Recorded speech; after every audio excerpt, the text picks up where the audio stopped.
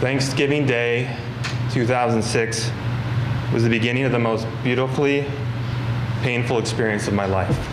On that day, after a nearly 7-year journey to parenthood, my wife gave birth to our twins, Reese and Graham. But on that day, they were only 25 weeks and 3 days gestation. My wife fought for her life for several days, as did our twins. But unfortunately, after 45 days, we lost our son, Graham. Our daughter, Reese, continued to fight, and after 4 long months, we were finally able to bring her home. After Reese and Graham were born, we had no idea of the road ahead.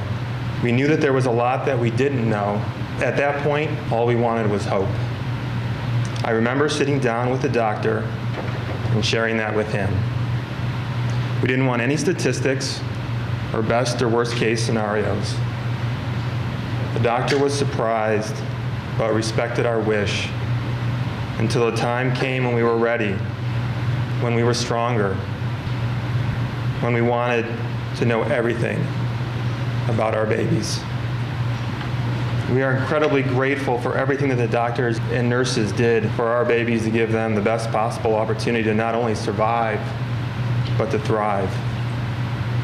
And we also never lost sight of the incredible amount of resources that went into their around-the-clock care. And over time, we developed very close relationships with our doctors and nurses. We knew which one to ask for if our babies needed a delicate procedure, and which ones to talk to when we needed a shoulder to lean on.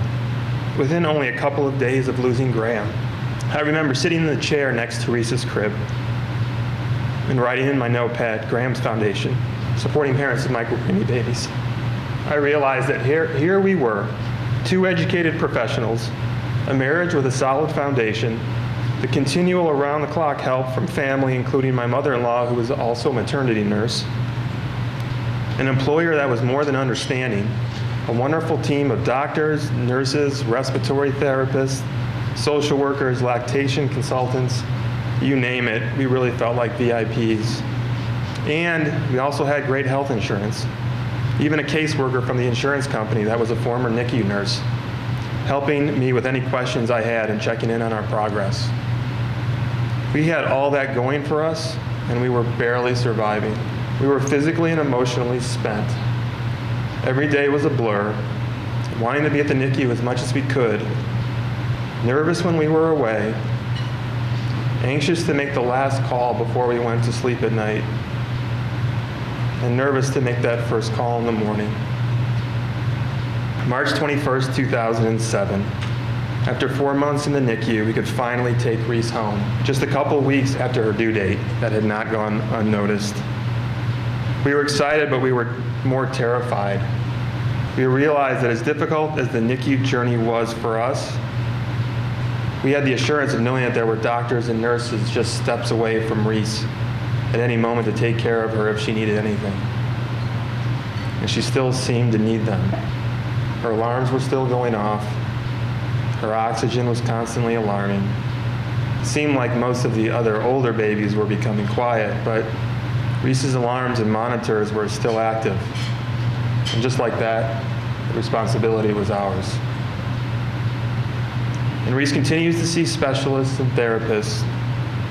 She finally came off oxygen just about a year ago. Yet despite her rocky start in life, we're happy to say that she has a wonderful appetite. It's growing stronger every day. She's walking, she's talking, she's laughing, she's singing, and we are encouraged about her long-term prospects.